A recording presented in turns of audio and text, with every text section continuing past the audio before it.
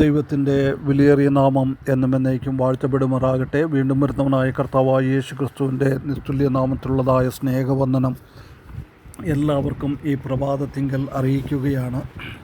വീണ്ടും ഈ രാവിലെ നമുക്ക് ദൈവവചനവുമായിട്ട് അല്പസമയം ഈ പ്രഭാത ധ്യാന ചിന്തയോടുള്ള ബന്ധത്തിൽ ആയിരിക്കാൻ കർത്താവ് സഹായിച്ചതോർത്ത് ദൈവത്തെ സ്തുതിക്കുന്നു. ഈ ദിവസങ്ങളിൽ നാം പുറപ്പാട് പുസ്തകം 14-ാം അധ്യായത്തിൽ നിന്നാണ് ചില ധ്യാന ചിന്തകൾ പങ്കിട്ടുകൊണ്ട് ഇരിക്കുന്നത്. കഴിഞ്ഞ ദിവസം അതിൻ്റെ 18-ാമത്തെ വാക്യം വരെ നാം ചിന്തിക്കുകയുണ്ടായി. എപ്രകാരമാണ് വലിയവനായ ദൈവം ഇസ്രായേൽ മക്കളെ ആ ഫറവോൻ്റെ സൈന്യത്തിൽ നിന്ന് വിടുവിക്കുന്നത്. അതിഭയങ്കരമായിരിക്കുന്ന വലിയ ഒരു പ്രയാസ പ്രശ്നങ്ങളുടെ മധ്യത്തിൽ ദൈവം അവരെ കാത്തു സൂക്ഷിക്കുന്ന വിധമാണ് അവിടെ നാം കാണുന്നത്. നമുക്കിന്ന് അതിൻ്റെ 19-20 വാക്യങ്ങളൊന്ന് വായിക്കാം. 19-20 വാക്യത്തിൽ നാം കാണുന്നത്, God neutralises the Egyptian army with the fire. വലിയവനായ ദൈവം അഗ്നിസ്തംഭം കൊണ്ട് മിസ്രയീമിനെ നിർവീര്യമാക്കി. അവർക്ക് മുൻപോട്ട് പോകുവാൻ വയ്യാത്ത രീതിയിൽ അവരുടെ യാത്ര തടസ്സപ്പെടുത്തി ഇസ്രായേൽ മക്കളെ രക്ഷിക്കുന്നതാണ് ഈ ഭാഗത്ത് നമുക്ക് കാണുവാനായിട്ട് സാധിക്കുന്നത്. 19-ാമത്തെ വാക്യത്തിൽ, അനന്തരം ഇസ്രായേലിയരുടെ സൈന്യത്തിനു മുമ്പായി നടന്ന ദൈവദൂതൻ അവിടെ നിന്ന് മാറി അവരുടെ പിന്നാലെ നടന്നു. മേഘസ്തംഭവും അവരുടെ മുമ്പിൽ നിന്ന് മാറി അവരുടെ പിമ്പിൽ പോയി നിന്നു.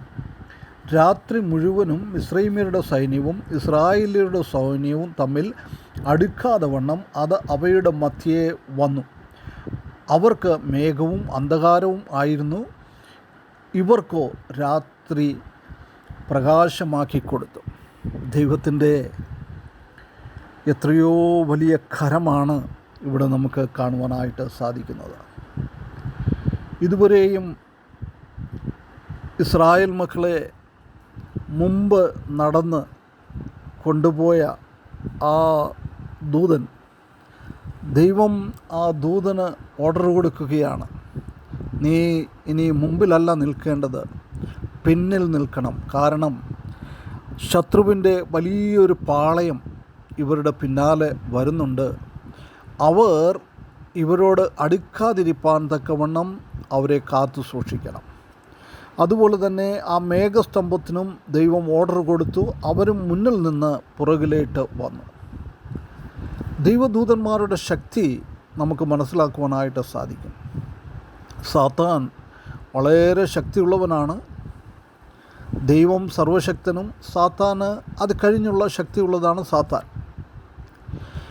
എന്നാൽ വെളിപ്പാട് പുസ്തകം 20-ാം അധ്യായത്തിൻ്റെ ആരംഭ ഭാഗങ്ങളിൽ നാം വായിക്കുമ്പോൾ അവിടെ നാം കാണുന്നത്, ഈ ശക്തിയുള്ളതായ സാത്താനെ ബന്ധിക്കുവാൻ തക്കവണ്ണം, അധമ പാതാളത്തിൽ പിടിച്ചിടുവാൻ തക്കവണ്ണം ഒരു ദൂതൻ്റെ ആവശ്യമേ ഉണ്ടായിരുന്നുള്ളൂ. ദൂതന്മാരുടെ ശക്തി ഭയങ്കരമാണ്. അപ്പോൾ ഈ ഇസ്രായേൽ മക്കളെ രക്ഷിക്കുവാൻ തക്കവണ്ണം ഇസ്രായേലിൻ്റെയും മിസ്രയീമ്യരുടെയും ഇടയ്ക്ക് ഒരു ബാരിയറായിട്ട്, ഒരു സങ്കേതമായിട്ട് നിൽക്കുവാൻ തക്കവണ്ണം ദൈവം ഈ ദൂതനെ എടുത്ത് ഉപയോഗിക്കുകയാണ് ചെയ്യുന്നത്. ദൈവം അവനോട് പറയുകയാണ്, നീ അവരെ സംരക്ഷിക്കണം, അല്ലെങ്കിൽ മിസ്രയീമ്യർ വന്ന് ഇവരുടെ മേൽ അറ്റാക്ക് ചെയ്യും. വലിയവനായ ദൈവത്തിൻ്റെ കരുതൽ എത്രയോ വലിയതാണ്. പ്രിയ വിശ്വാസികളെ, നാമും ഇന്ന് ഈ ദുഷ്ടലോകത്തിൽ ജീവിക്കുമ്പോൾ ശൈത്താനും അതുപോലെ തന്നെ തൻ്റെ സൈന്യവും നമ്മളുടെ മധ്യത്തിലേക്ക് നമ്മളെ നശിപ്പിക്കുവാനായിട്ട് വന്നുകൊണ്ട് ഇരിക്കും. എന്നാൽ ദൈവം നമ്മെ അതിൽ നിന്ന് സംരക്ഷിക്കും. ഈ ലോകത്തിൽ നമുക്ക് കാണാൻ വയ്യാത്തതായ പൈശാചികമായ വലിയൊരു ശക്തി പ്രത്യേകിച്ച് ദൈവമക്കളുടെ വിപരീതമായിട്ട് പ്രവർത്തിക്കുന്നുണ്ട്. എന്നാൽ അതിൽ നിന്ന് വലിയവനായ ദൈവം എത്രയോ അത്ഭുതകരമായ രീതിയിലാണ് നമ്മെ നടത്തുന്നത്. ഇവിടെ നാം കാണുന്നത് അവരുടെ മുമ്പിൽ നിന്ന് മാറി പിമ്പിൽ പോയി നിന്നു. രാത്രി മുഴുവനും മിസ്രയീമ്യരുടെ സൈന്യവും ഇസ്രായേലിയുടെ സൈന്യവും തമ്മിൽ അടുക്കാതെ അവയ്ക്ക് മധ്യേ വന്ന് നിന്നു. അപ്പോൾ ഈ ദൂതനും ഈ നിൽക്കുമ്പോൾ ഒരിക്കലും മിസ്രയീമ്യർക്ക് ഇസ്രായേൽ മക്കളെ തൊടുവാനായിട്ടോ സാധിക്കുകയില്ല. വലിയൊരു സംരക്ഷണം ദൈവം അവിടുന്ന് അവർക്ക് കൊടുക്കുകയാണ്. ഇസ്രായേലിനെ സംരക്ഷിക്കുക. ദൈവസന്നിധിയിൽ വലിയ പ്ലാനിങ് ദൈവം ഇസ്രായേലിന് കൊടുത്തിട്ടുണ്ട്. ആ പ്ലാനിങ് അനുസരിച്ച് മുൻപോട്ട് പോകുവാൻ തക്കവണ്ണം ദൈവം ഈ കാര്യം ചെയ്തു. ഇവിടെ നാം കാണുന്നത് 20-ാമത്തെ വാക്യത്തിൽ ഇസ്രായേൽ മക്കൾക്ക് ഇതൊരു പ്രകാശമായിരുന്നു. രാത്രിയെ പ്രകാശമാക്കി തീർത്തു ഈ അഗ്നിത്തൂണ്.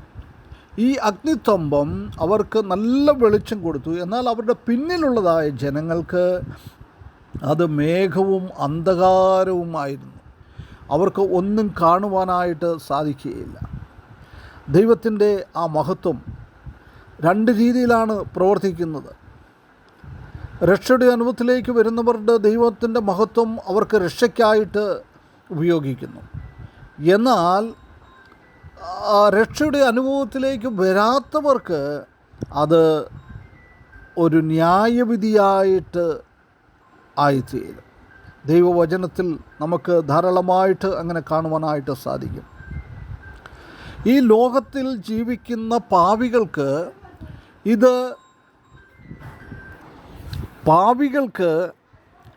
ഇത് അന്ധകാരവും, എന്നാൽ ദൈവമക്കൾക്ക് സുവിശേഷം ഒരു വെളിച്ചമായിട്ട് ആയിരിക്കുകയാണ്.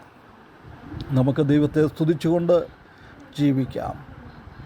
ദൈവം എപ്പോഴും നമ്മുടെ മുമ്പിലും നമ്മുടെ പിമ്പിലും നമ്മുടെ സൈഡുകളിലും നമ്മുടെ എല്ലാ വിധമായ പ്രയാസങ്ങളിൽ നിന്ന്, ബുദ്ധിമുട്ടുകളിൽ നിന്ന്, അപകടങ്ങളിൽ നിന്ന്, ആപത്തുകളിൽ നിന്ന് നമ്മെ സംരക്ഷിക്കുന്ന ആ ദൈവത്തിൻ്റെ കരം നമുക്ക് കാണുവാൻ, ദൈവത്തിൽ വിശ്വസിക്കുവാൻ, ദൈവവചനത്തിനനുസരിച്ച് ജീവിക്കുവാൻ, അല്ലെങ്കിൽ നാം ദൈവത്തിൽ നിന്ന് അകന്നുപോയി കഴിഞ്ഞാൽ ഇതുപോലെയുള്ളതായ ദൈവത്തിൻ്റെ സംരക്ഷണം നമുക്ക് ലഭിക്കുവാനായിട്ട് സാധിക്കുകയില്ല. ആ സമയങ്ങളിൽ സാത്താൻ നമ്മളോട് അറ്റാക്ക് ചെയ്യുവാൻ സാധ്യതയുണ്ട്. അതുകൊണ്ട് ഈ സാത്താൻ്റെ അറ്റാക്ക് നമുക്ക് വേണ്ട, അത് നമ്മുടെ ജീവിതത്തിൽ വരാതിരിക്കണമെന്നുണ്ടെങ്കിൽ നാം ദൈവസന്നിധിയിൽ എപ്പോഴും ദൈവസന്നിധിയിൽ തന്നെ ആ അഗ്നിസ്തംഭത്തിന് മുൻപിൽ, ദൈവത്തിൻ്റെ പ്രകാശത്തിന് മുമ്പിൽ, ദൈവിക പ്രകാശത്തിന് മുമ്പിൽ നമുക്ക് പോകുവാൻ, നമ്മുടെ ആത്മീയ കണ്ണുകളൊന്ന് പ്രകാശിപ്പിച്ച് നമ്മൾക്ക് മുൻപോട്ട് പോകുവാനും ദൈവത്തിൻ്റെ സംരക്ഷണയിൽ, ദൂതന്മാരുടെ സംരക്ഷണയിൽ കർത്താവിൻ്റെ വരവുവരെയും നമ്മെ നടത്തുവാൻ ദൈവം ശക്തനാണ്. പലപ്പോഴും നാം ചില പ്രശ്നങ്ങൾ വരുമ്പോൾ നാം നിരാശപ്പെടാറുണ്ട്, കരയാറുണ്ട്, ഭാരപ്പെടാറുണ്ട്. എന്നാൽ ഈ സംഭവത്തിൽ നിന്ന് നമ്മെ കാണിക്കുന്നത് നമുക്ക് ഭാരപ്പെടുകയോ സങ്കടപ്പെടുകയോ ബുദ്ധിമുട്ടുകൾ അനുഭവിക്കുന്ന സമയങ്ങളിൽ ദൈവത്തിൽ ആശ്രയിച്ചുകൊണ്ട്, ഈ സർവശക്തനിൽ നാം ആശ്രയിച്ചുകൊണ്ട് മുൻപോട്ട് പോകുവാൻ വലിയവനായ ദൈവം നമ്മെ ഓരോരുത്തരെയും സഹായിക്കട്ടെ. അവൻ്റെ വിലയേറിയ നാമം എന്നും എന്നേക്കും വാഴ്ത്തപ്പെടുമാറാകട്ടെ.